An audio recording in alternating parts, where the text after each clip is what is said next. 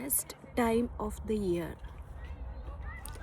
നമുക്കൊന്ന് മ്യൂണിക്കിൽ ഫ്രൂട്ട് പിക്കിങ്ങിന് പോയാലോ? ബേസിക്കലി ഇപ്പോൾ സ്ട്രോബെറി ഉള്ളൂ. സ്ട്രോബെറി പിക്കിംഗ് ഒരാൾക്ക് 6 യൂറോയാട്ടോ ടിക്കറ്റ് കോസ്റ്റ്. അതിൽ നമുക്ക് 2 യൂറോയ്ക്ക് തിരിച്ചിറങ്ങുമ്പോൾ പർച്ചേസും ചെയ്യാം, നോൺ സ്റ്റോപ്പ് ഫ്രൂട്ട്സ് കഴിക്കുകയും ചെയ്യാം. ഇതിപ്പം ഏകദേശം എൻഡ് ഓഫ് മെയ്യിലാണ് പോയത്. അതുകൊണ്ട് സ്ട്രോബെറിയും കുക്കുമ്പറും മാത്രമേ ഉണ്ടായിരുന്നുള്ളൂ.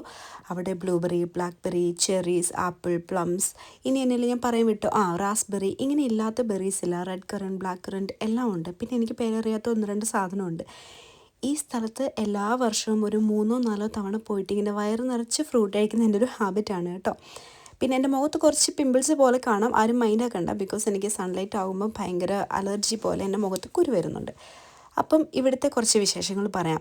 നമുക്കിവിടെ പോയാൽ 6 യൂറോ എൻട്രി ടിക്കറ്റിന് നമ്മൾക്ക് ഇഷ്ടമുള്ള അത്രയും ഫ്രൂട്ട്സ് കഴിക്കുകയും ചെയ്യാം. ലൈക്ക് അൺലിമിറ്റഡ്, ഒരു കുഴപ്പമില്ല.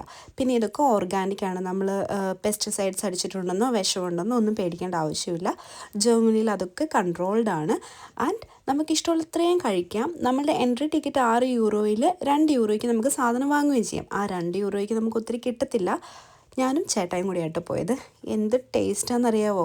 അടിപൊളി സ്ട്രോബെറീസ് ആയിരുന്നു. ഒരുപാട് സ്ട്രോബെറി കഴിച്ച് കഴിയുമ്പോൾ നമുക്ക് ഇച്ചിരി മടുപ്പ് വരും. ഈ കാണുന്ന കണ്ടോ, നല്ല ഹാർട്ട് ഷേപ്പിലൊരു സ്ട്രോബെറി, എനിക്ക് ഭയങ്കര ഇഷ്ടപ്പെട്ടു. DJ കൂടെയില്ലായിരുന്നു, ഞാൻ DJനെ ഓർത്തിട്ട് ആ ഹാർട്ട് ഷേപ്പുള്ള സ്ട്രോബെറി അങ്ങ് കഴിച്ചു.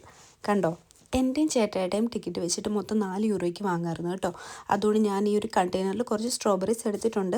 പിന്നെ ചെറീസൊക്കെ നോക്കാൻ പോയി. ഒരു കാര്യം പറയാം, നമ്മൾ കണ്ടെയ്നേഴ്സ് ഒന്നും കൊണ്ടുപോയില്ലെങ്കിലും അവിടെ നിന്ന് അവർ 50 സെൻറ്റിന് കണ്ടെയ്നേഴ്സ് തരും കേട്ടോ.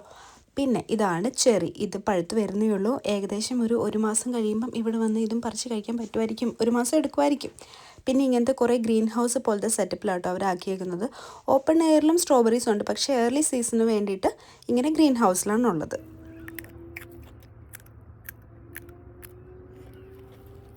ആ ക്രഞ്ചി സാധനമാണ് കുക്കുംബേഴ്സ്, ബേബി കുക്കുംബറാട്ടോ.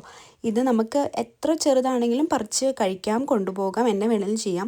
ഇവിടെ ജർമ്മൻസൊക്കെ പൂ വിരിഞ്ഞൊരു 2-3 ഡേയ്സ് ഓൾഡ് ആയിട്ടുള്ള കുഞ്ഞി കുക്കുംബർ പറിച്ച് ഇവരുടെ സ്റ്റൈൽ പിക്കിളാക്കും. ഒത്തിരി വലുതാകുന്നവരെ ആരും നിൽക്കാറില്ല. ഒത്തിരി വലുതായി കഴിഞ്ഞാൽ ആരും അത് പറിക്കാറുമില്ല. അപ്പം ഈ ഒരു സൈസിൽ, ഞാൻ എൻ്റെ കയ്യിലുള്ളതിൽ ആ ചെറിയ സൈസിലുള്ളതാണ് കേട്ടോ പൊതുവെ എല്ലാവരും കൊണ്ടുപോകുന്നത്. ഇതിന് ഭയങ്കര ടേസ്റ്റിയാണ്, ഭയങ്കര ക്രഞ്ചിയാണ്. നമുക്കിങ്ങനെ എത്ര കഴിച്ചാലും മതി വരാണ്ട് കഴിക്കാൻ പറ്റും. പക്ഷേ സ്ട്രോബെറി കഴിച്ച് ഓൾറെഡി എൻ്റെ വയറിങ്ങനെ ഫുൾ നിറഞ്ഞിട്ടുണ്ടായിരുന്നു. ഈ മെയ് എൻഡിൽ സ്ട്രോബെറിയും കുക്കുമ്പറും മാത്രമേ ഓപ്പൺ ആയിട്ടുണ്ടായിരുന്നുള്ളൂ. അതൊക്കെ അവരുടെ വെബ്സൈറ്റിലുണ്ട് കേട്ടോ.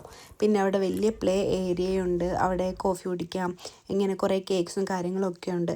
എന്തായാലും ഞങ്ങൾ പറിച്ച് സ്ട്രോബെറിക്ക് പൈസ കൊടുക്കേണ്ട വന്നില്ല. ആ 4 യൂറോയ്ക്ക് ഇത്ര സ്ട്രോബെറി കിട്ടി കേട്ടോ. അപ്പം പിന്നെ ഒരു വീഡിയോയിൽ കാണാം. Until then